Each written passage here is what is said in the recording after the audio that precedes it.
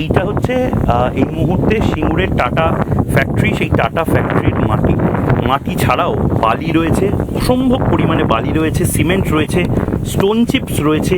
এই মাটিটা কৃষি কাজে ব্যবহার করার অযোগ্য। এবং দর্শকদের বলছি, আপনারা যারা বিভিন্ন দেশে বসে ময়ূককে দেখছেন এই মুহূর্তে, এটা হচ্ছে একটা অংশ, যে অংশটা আমি এই সিঙ্গুরের মাটির আপনাকে দেখালাম। এখানে শিল্পই হতে পারে, কিন্তু মমতা বন্দ্যোপাধ্যায় না শিল্প করলেন এত বছরে, না চাষাবাদ করলেন।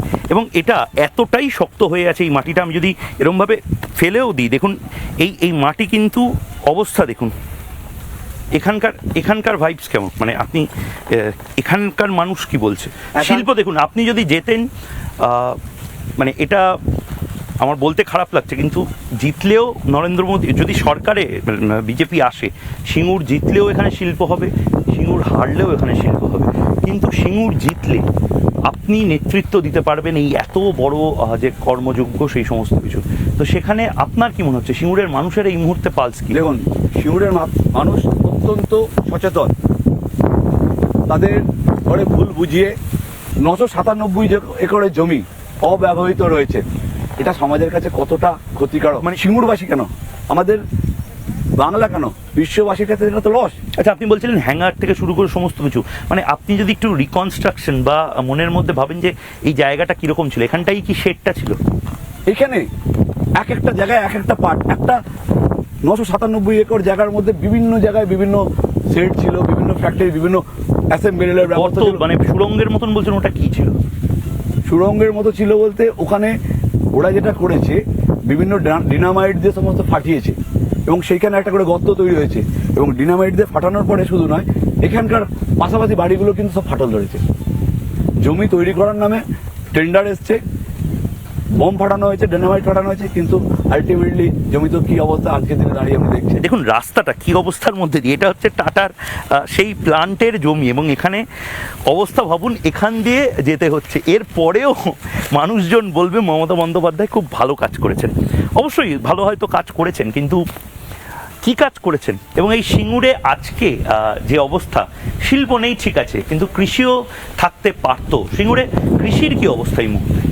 কৃষির যদি অবস্থান দেখেন, এই জমিটা তো অপব্যবহার হচ্ছে না, প্রায় 900 একর, 997 একর।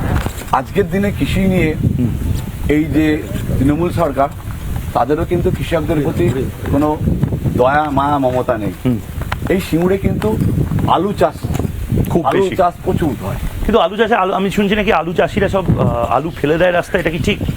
এবছর একটা 50 কিলো বস্তার আলুর দাম 100 থেকে 120 টাকা।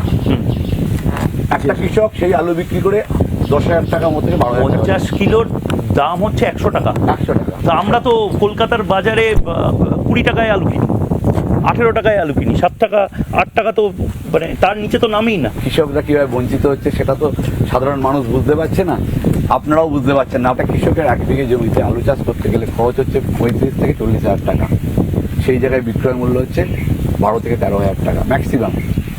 এত পরিমাণ ঋণ মানুষ বহন করতে পারছে না, জমি বন্ধক দিচ্ছে, গয়নাগাড়ি বন্ধক দিচ্ছে, জমি বিক্রি করছে।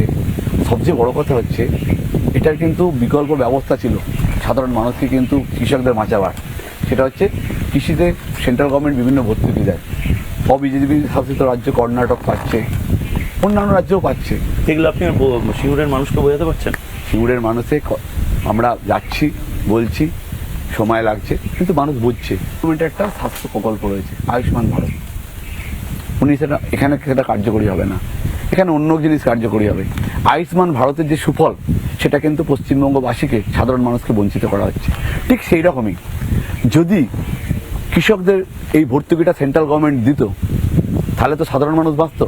নানা ধরনের কন্টেন্ট দেখার জন্য লাইক করুন, শেয়ার করুন আমাদের ফেসবুক পেজ, সাবস্ক্রাইব করুন আমাদের ইউটিউব চ্যানেল। পাশাপাশি অন্যান্য ব্রেকিং নিউজের জন্য অবশ্যই চোখ রাখুন রিপাবলিক বাংলায়।